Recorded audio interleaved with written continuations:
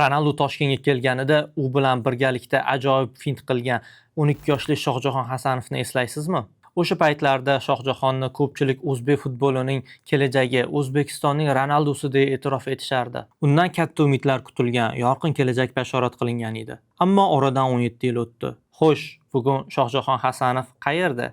Nega u kutilgan darajaga chiqa olmadi? Futbolni tark etishiga nima sabab bo'ldi? Men aynan shu savollarga javob topish uchun Shohjahon bilan birga eksklyuziv va katta intervyu oldim. Uning ko'pchilik bilmagan hikoyasini aynan mana shu intervyu orqali bilib olishingiz mumkin bo'ladi.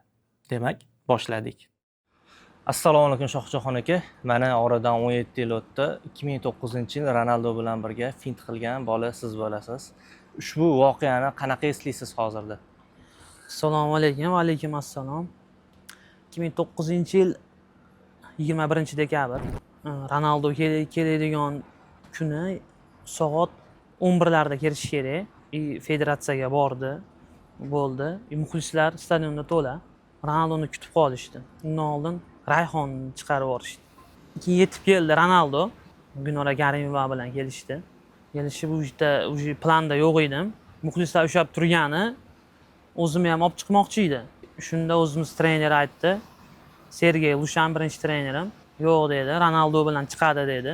Master klassga boshlandi shu bilan. Ronaldo bilan shu polyaga olib tushdik, master klassni nima qildik, o'tkazdik. Fint bir-birimizga fint qilib qo'yganimizdan keyin Ronaldo qasr ma'noda protiv ketdi.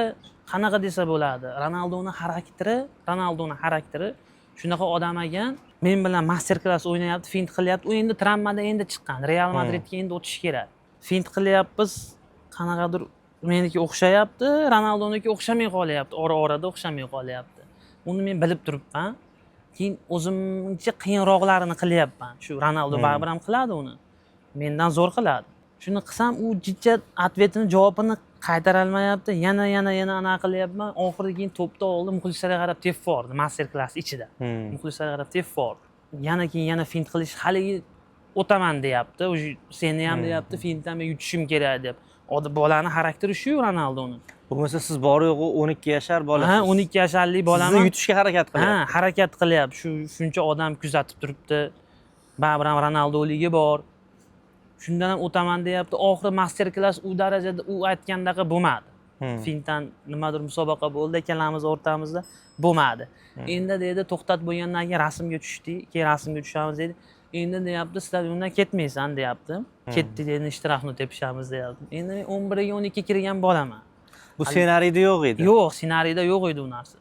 Ishtirafni tepishamiz deyapti. Ishtirafni o'ydan ham tepishyapmiz. Uniki ham o'xshamayapti, meniki ham o'xshamayapti.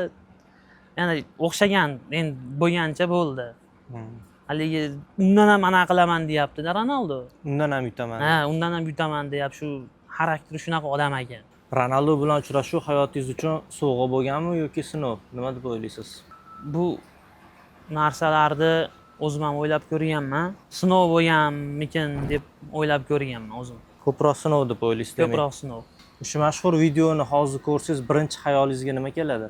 Birinchi xayolimga Ronaldoning o'zi keladi, chunki Ronaldo bilan ko'rishmasimdan 6 oy oldin o'zi Shahrixonda tug'ilganman.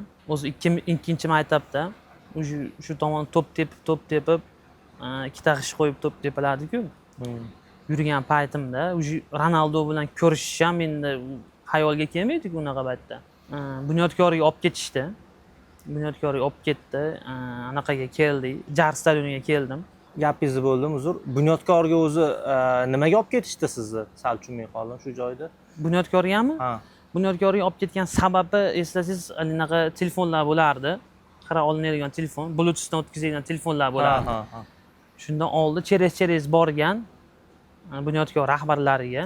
Demak, sizni to'p bilan muomala qilayotgan videoyingiz o'sha Bunyodkor rahbariyatigacha yetib borgan. Ha, borgan. U necha yosh paytlaringizga to'g'ri keladi?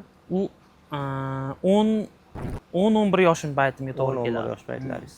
10-11 ga to'g'ri keladi. Shundan cheres Bluetooth orqali borgan, qidirgan, topgan, olib ketdi Shahrixondan. Jarga bordim. Stadionga bordik. Kirib kelyapmiz. Bitta oq sariq bitta kishi mo'ylovli chiqdi, ya'ni brazilian tilida gapirar ekan. Videoda ko'rdida, shu xira telefonda videoni ko'rdi, to'pni beringlar dedi, pastga tushinglar dedi. Bunyodkor rahbarlari hammasi tushdi. Stadionga pastga tushdi, hammasi tomosha qildi, to'p bilan muomalani, nimadir fintlarni ko'rishdi. Ko'rishgandan keyin Bunyodkor akademiyasiga shu kuni olib ketishdi. Shu o'ynatib olgandan keyin shu kishi aytdi, bo'ldi Bunyodkor akademiyasiga olinding, hozirdan bu joylash xonaga, xona berishdi, отдельный Bunyodkor kiyimlar, xullas krossovka hamma yo'q. Bo'ldi.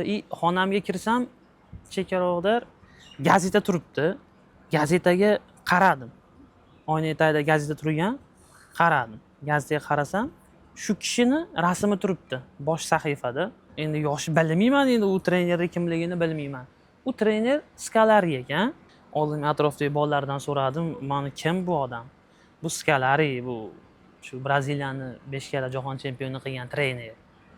Shu seni nimaqa qildi, akademiyaga oldi. Dedi, keyin men ko'rishmaganman, akademiya joylashyapman. 3-4 soatdan keyin u odamning kimligini keyin bilyapman. Undan keyin vaqt o'tdi, shu Ronaldo keladigan payt keldi. Shu bilan shunaqa narsalar stadionda master-klass o'tkazib. Demak, Skalarini shaxsan o'zi sizni akademiyaga qabul qilib oldi. Ha, shunaqa bo'ldi birinchi kundan. Bugun odamlar sizni Ronaldo bilan fint qilgan bola deb eslashadi, buni bekitib bo'lmaydi. Bu narsa sizni xursand qiladimi yoki qaysidir ma'noda og'ritadimi? Yo'q, xursand qiladi. Nimaga xursand qiladi desa, shu endi Ronaldo baribir ham yoshligimizdan hozirgacha mana qanaqadir futbolda yoshlarga kerak bo'lsa chiqayotgan yulduzlarga o'rnak bo'lib kelayotgan qanaqadir shaxs. U baribir ham odamni xursand qiladi. Shu kuni kamera ortida bizni bilmagan yana qanaqa voqealar bo'lgan? Biz ko'rmagan kadrlardan bittasi chiqib ketyapti turganda endi shu o'zini gaplarini, motivatsiyalarini bergan. Har doimdek intervyuda gapiradigan disiplina o'sha harakat qil, bo'ldi, shu narsa kerak. Siz ingliz tili bilarmidingiz yoki yo'q? Yo'q. Demak, deyarli tushunmagansiz Yo'q. Va bu voqeadan keyin siz juda ham O'zbekistonda mashhur bo'lib ketdingiz. Nafaqat O'zbekistonda, balki sizni butun o'sha payti boshqa davlatlar ham mashhur qildi, sizni yorita boshladi. O'zbekistonda shunaqa futbolchi bor ekan, Ronaldo bilan birga fint qilgan deb. Va o'sha jarayon haqida. Ronaldodan keyin BBCda Fotih Teram intervyu berdi. O'zbekiston futboli shu mana rivojlanishni boshladi. Mana shu Ronaldo bilan shu bola chiqdi dedi. Shundan keyin takliflar tushdi akademiyaga. Hozir yana bitta narsani gapirib o'tib ketaman. Ko'p odamlar faqat fint qiladi deb o'ylaydi. Lekin meni yaqin odamlarim, ko'rgan odamlarim, biladigan odamlar hammasi biladi qanaqa futbol o'ynashimni, qanaqa nimalar qilishimni biladi. Lekin ko'p odam hozir mana shu joyda video ketadi. Sizni o'sha futbolchilik davringizdagi sizni harakatlaringiz videosi ketadi. Ko'rayotgan tomoshabinlar o'zligi tushunib xulosa qilib olishadi. Nima desa bo'ladi? Uni to'g'ri, endi odamlar ko'p futbol o'ynagan ko'rmagan, lekin biladigan odamlar baribir ham futbol ko'proq fintdan ko'ra futbol o'ynashimga baribir ham qiziqadi. Keladi, muxlislar bor. O'zimiz misol Sharxonda. Siz intervyularingizdan birida aytib o'tgan edingiz, mashg'ulotlardan meni olib ketishardi.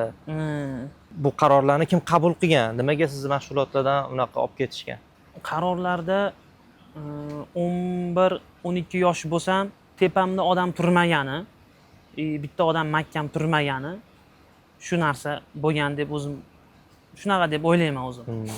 Misol deylik, tepamda kimdir turib, to'xta, trenovka qilishing kerak, nimadir qilishing kerak deb aytsa, u narsani qilasiz. Yosh bolasiz, o'yin kulga qiziqasiz, marosimlarga borasiz.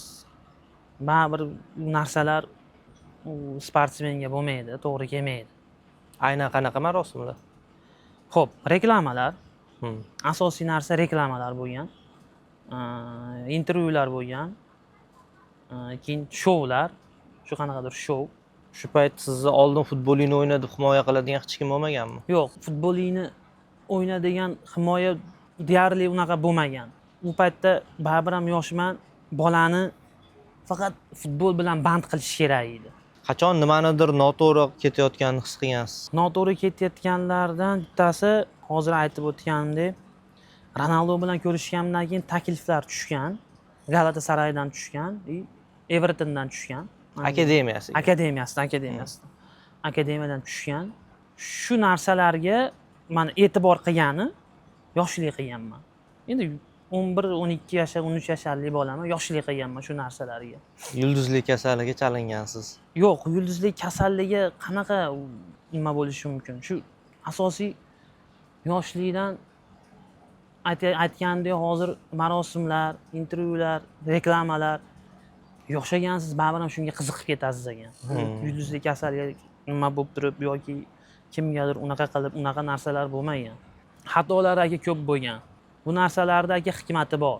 Intervyularingizni birida Abdurahmon Fozilov sizga juda ham ko'p yordam berganini aytgansiz. U kishi sizni qanaqa qilib tanib qolgan va aynan nimasi bilan yordam bergan? Bu yordam Ronaldo bilan uchrashuvdan oldin boshlanganmi yoki undan keyinmi? Abdurahmon Fozilov, Abdurahmon akam Ronaldo bilan ko'rishmasimizdan oldin biz ko'rishganmiz. Toshkentda shu aytdimmi, Skalari tushgan, u o'zi ham bor edi shu paytda. Shu payt o'zi ham bor edi, akademiyaga o'zi ham shu mashinasida tashlab qo'ygan. Endi qanaqadir ma'noda kelsa yordam qilgan. Aniqlashtirib ayta olasizmi? Nima bilan yordam qilgan misol uchun? Aniqlashtirib aytganimda, butsimga yordam qilgan. Endi hozir bu narsani aka manaqa narsa Abdurahmon akam bilan biz o'ta ham yaqin bo'lganmiz. Hozir mana aloqa qilmaymiz umuman hozir. Yo'q, aloqamiz yo'q. Qasdur ma'noda bir noto'g'ri bo'lgan ham, to'g'ri bo'lgan ham deya olmayman. O'zaro anaqamiz yo'q, ziddiyatimiz yo'q. O'zini yo'lida, men o'zimni yo'limda. Bu Abdurahmon akaning yordami ma'lum bir vaqtgacha davom etganmi shunda? Odam men bilan bitta ishni qilsa, yo oxirigacha borish kerak yoki o'sha boshida to'xtatish kerak uni. Shu tushuncha. Boshqa tushuncha yo'q bu yerda. Reklamalardan lekin pul olinmagan. Chunki 11 yosh, 12 yosh bolaman. Unaqa narsa yo aqlim yetmaganmi yoki bilmaymanmi, pul olinmagan. Shu o'zi ba'zida akademiyadan Mersda qanaqadir komfort mashinalarda olib ketardi. Borardik. Reklama, qanaqadir shou, Ozod shou bo'lgan. Ozod shouga borganman. Ozod shou, Ozodbek Nazarbekov. Ozodbek Nazarbekov, Ozod shou deydi. Ozodbek Nazarbekov shu paytda shoular o'tkazardi. Har Yangi yilga yaqin o'tkazardi. Shu tomonga ham borganman. O'zi Ozodbek Nazarbekov o'zimizni Sharxonlik. Shu paytda ham keldim. Ozodbek Nazarbekov kirimxonasida sochini nima qilyapti, grim qilib olgizyapti.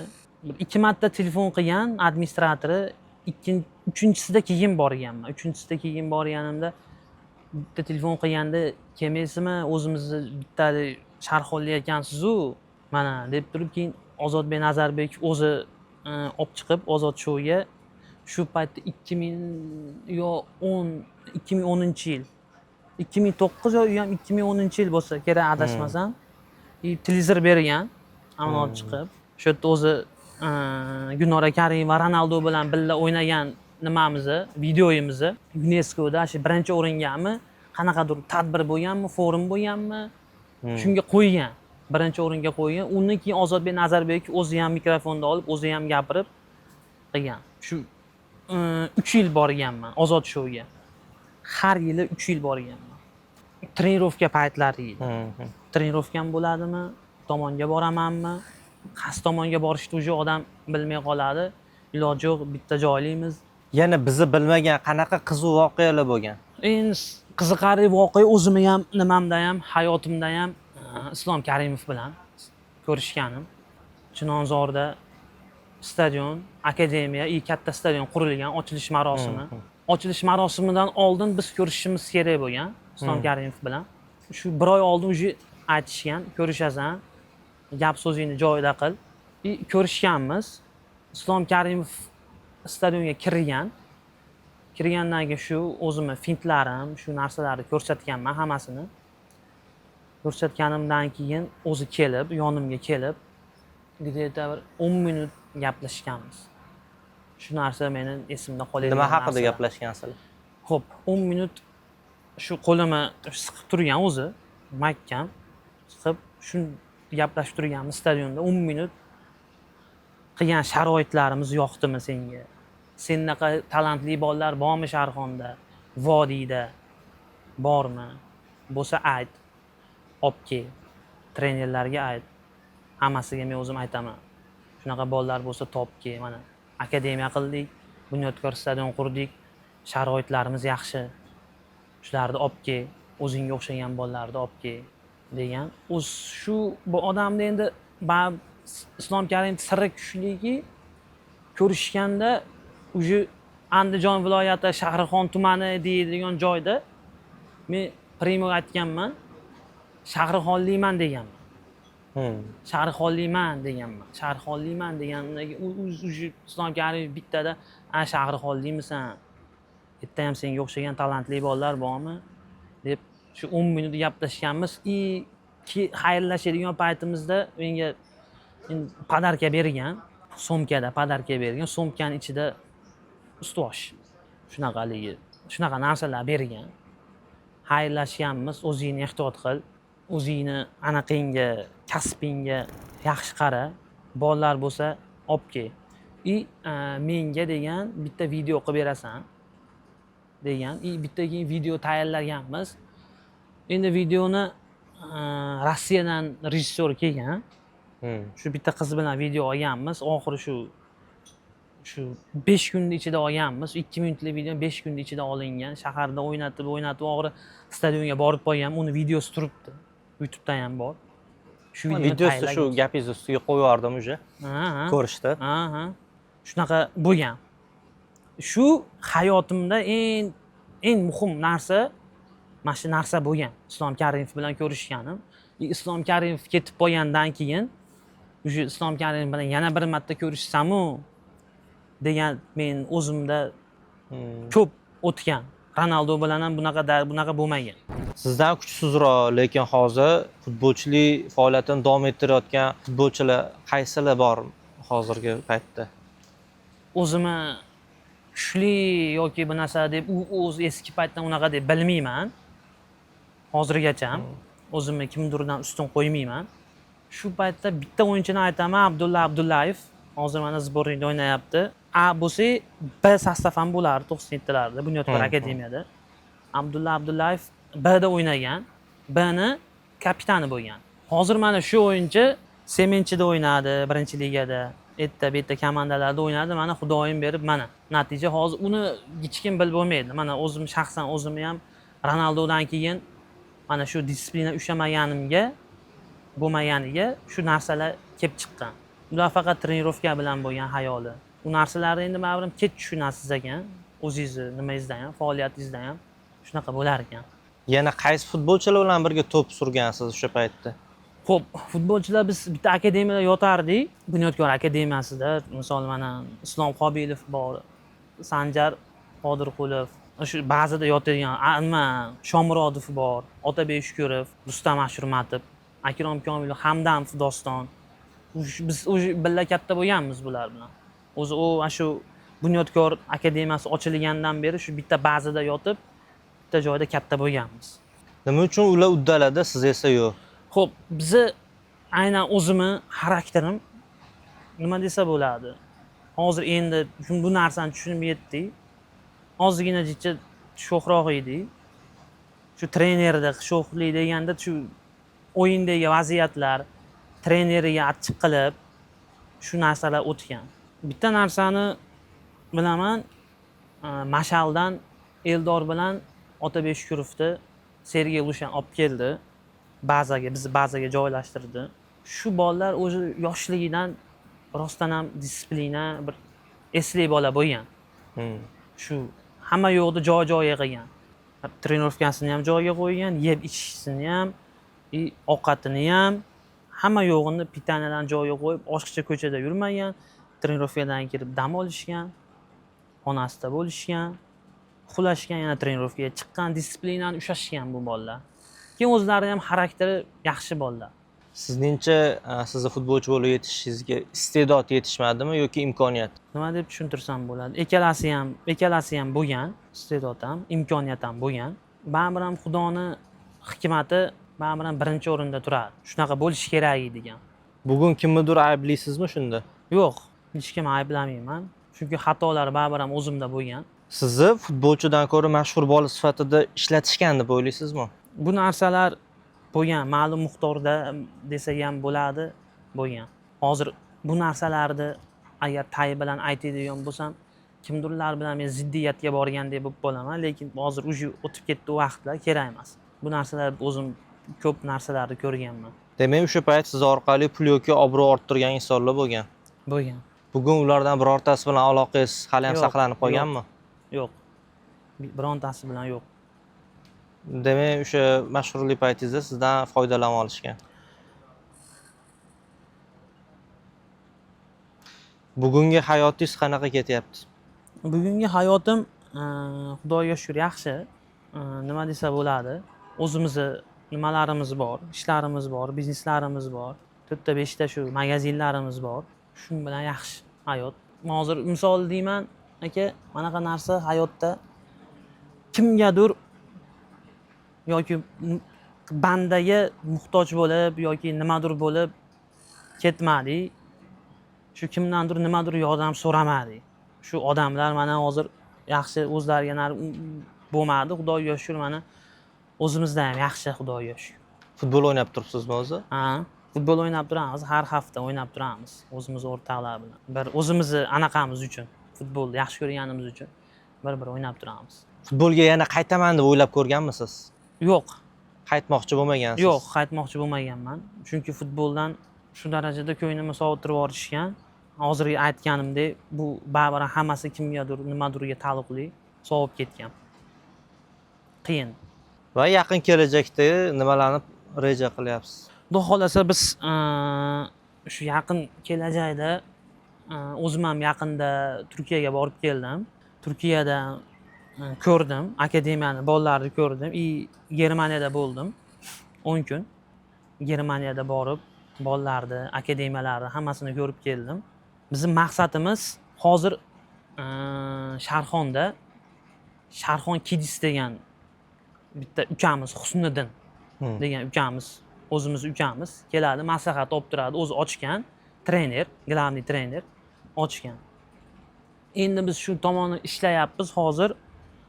Shu planimiz mana shu yaqin, Xudo xolasa yaqin oylarda bitta baza qurib, oldiga katta stadion qurib, Xudo xolasa bitta o'zimizni mana yaqinda ham Instagram ochdik, Shoh Lions deb.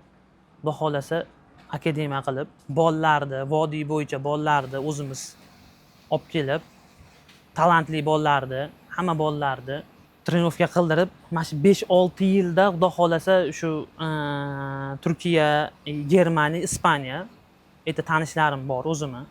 Shu immuniy futbol sohasida yosh bolalarni nima qiladigan, talantli bo'lsa iloji boricha shu bolalarni shu tomonlarga olib chiqish, Xudo xolasa. Paxtakor, Bunyodkor, Lokomotiv shu joylarga ham Xudo xolasa tayyorlash. Asosiy maqsadimiz hozir bitta narsani o'rgandim aka, shu Yevropada ko'proq texnika bilan aka bolada disiplinani kuchaytirish kerak. Chunki fizikani, jismoniy odamni jismonini 14-15 yoshda yetkazib olsa ham bo'laveradi. Shu narsalarni endi ustida ishlayapmiz. O'zimiz ham misol yaqin shu kunlarda anaqa boramiz, Turkiyaga boramiz. Turkiyaga borib o'rganib kelamiz. Qanaqa ishlashyapti trenerlar, bolalarga qanaqa muomala qilyapti. Agar talantli bo'ladigan bo'lsa, 3-4 yil bizda yuradi, texnikani yaxshi beramiz. Germaniya tortadigan bolalarga qarab, Xudo xolasa jo'natamiz. Chunki baribir ham aka hozir ko'ryapsiz, asosiy bolalar yaxshi, yomon emas, lekin biriga bir aldashmaydi. Odam o'ziga olmaydi. Futbolni mana o'ziga olmaydi o'yinchilarimiz. Olishi mumkin endi, u kamdan kam. Baribir ham 1-2 ta xato bo'ladi. Qachonki 1-2 ta o'yinchini aldagandan keyin futbolist aka, keyin moment bo'ladi. Ashunda keyin qanaqadir ko'zga ko'rish o'sish bo'ladi. Yevropalarni aldayapti, haligini zamin qilib yormayapti-da, shoshilma deyapti. Birga bir qolganda deb yo'nalish qilib tushuntiryapti. Xuddi shu yo'nalishlarda aka bolalarga singdiramiz miyasiga, Xudo xolasa. Farzandini futbolchi qilmoqchi bo'lgan ota-onalarga qanaqa maslahat berasiz? Xo'p, bolasini 7 yosh bo'lgandan keyin uji biz asosiy hozir shunga plan qilyapmiz. Maslahatimiz shu 7 yoshdan 12 yosh berish kerak, faqat texnika. Faqat texnika. Texnika bolani o'stirish kerak, miyasini o'stirish kerak. Texnika, chunki texnika boladan 12-13 yoshgacha olinadigan narsa. Keyinchalik u texnikani ola olmaydi aka. Asosiy maqsad shu. Bolani faqat texnika trenirovka qildirgan, texnika, startviga, tez yurishga, shu ikkalasi. Qolgan fizikani, jismoniy tarbiyani уже sekin berinaveradi. 14-15 yoshlarda уже ketaveradi ular. Jismoniy harakatini to'g'irlab olaveradi. Bu texnika faqat shu odamni, bolani 7 yoshdan shu 12 yoshgacha mana miyasida tez qabul qiladi. Tez narsalarni saqlanib qoladi bola. Ana shu narsa. Shu narsalarni ko'rib keldim o'zim ham. Germaniyada gaplashdik. O'zim ham mana bilasiz, faqat texnika, fint shu. Bolaga hozirdan shu narsalarni berish kerak. Bolaga ko'proq imkoniyatlar berish kerak, bola bilan gaplashish kerak aka. Shu narsa qilish kerak ota-onalar. Agar vaqtda ortga qaytarish imkoni bo'lsa, nimani o'zgartirgan bo'lardingiz?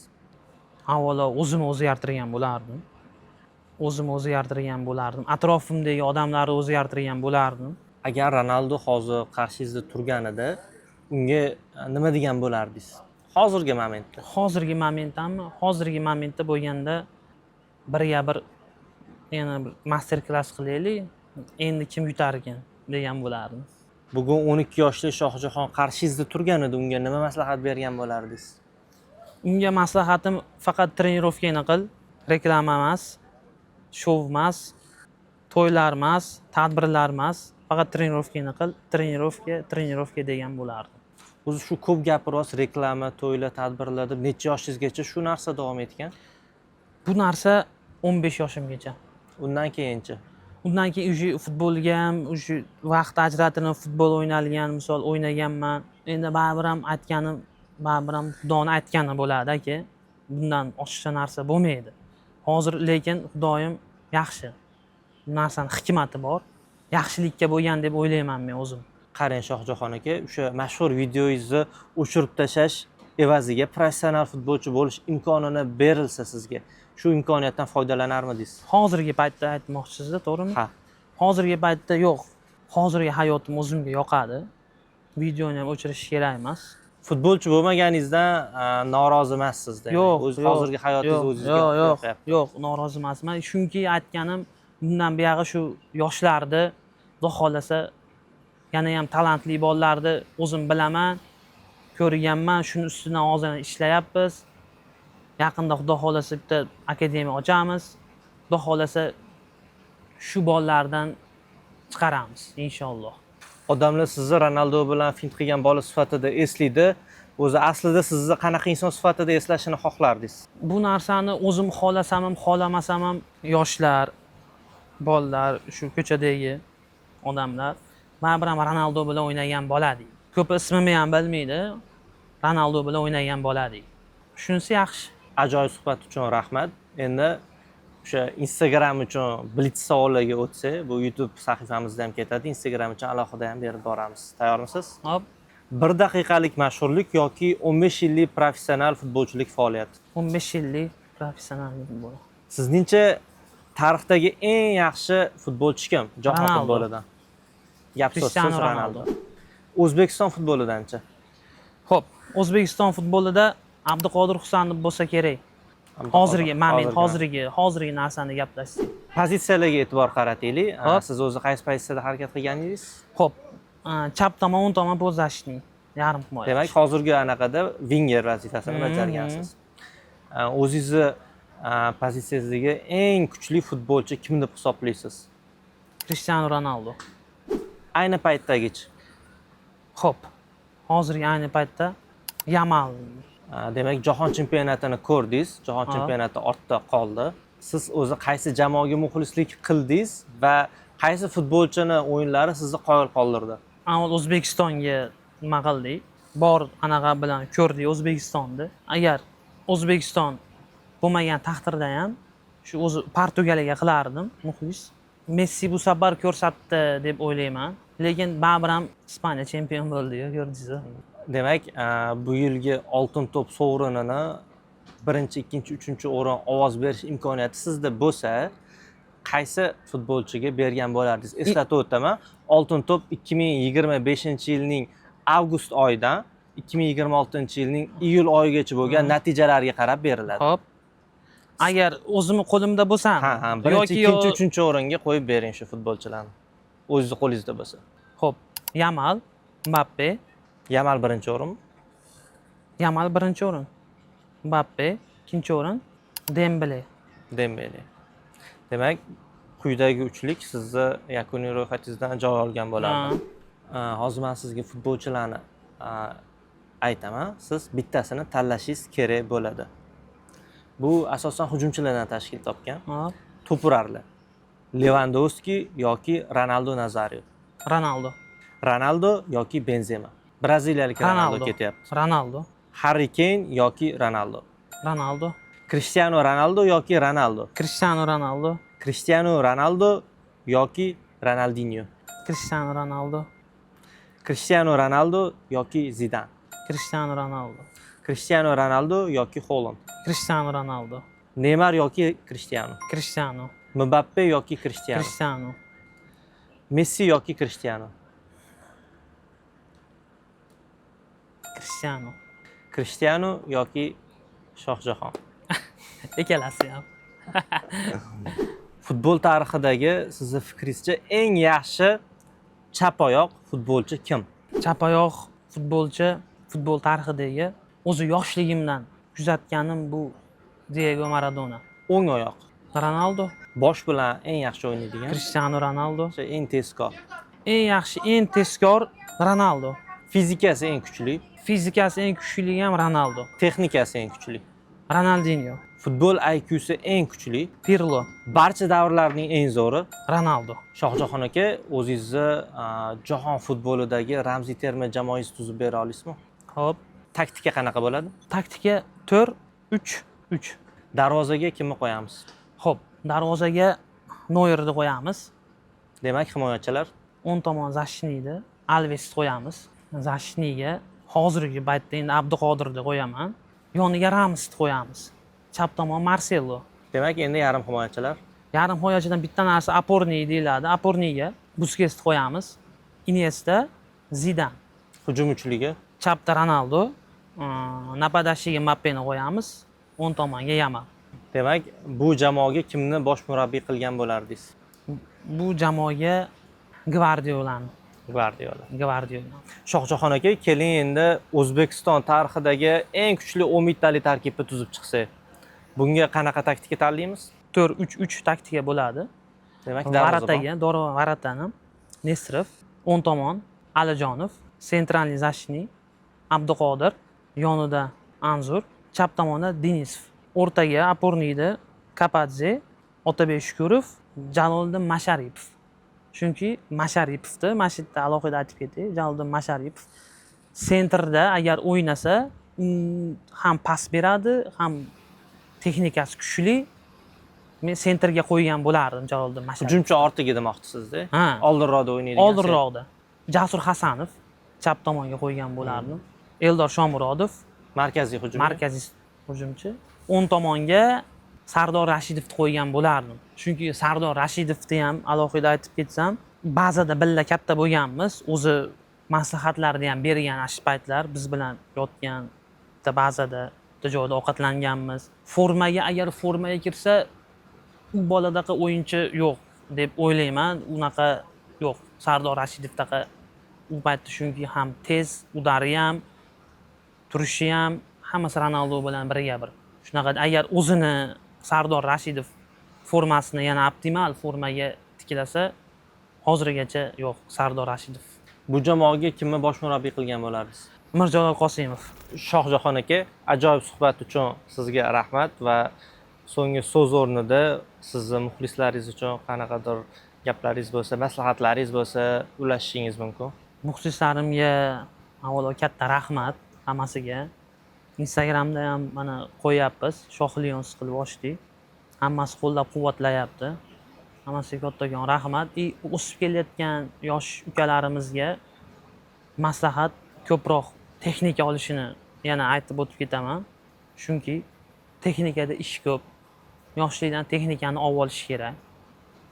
Shu maslahatim. Hammaga rahmat. Intervyu uchun rahmat. Chempionat Aziyadagi keyingi mehmonimiz kim bo'lishini kommentariyaga yozib qoldiringlar. Biz imkon qadar ushbu inson bilan bog'lanishga va intervyu tashkil qilishga harakat qilamiz. Rahmat. Sog' bo'linglar.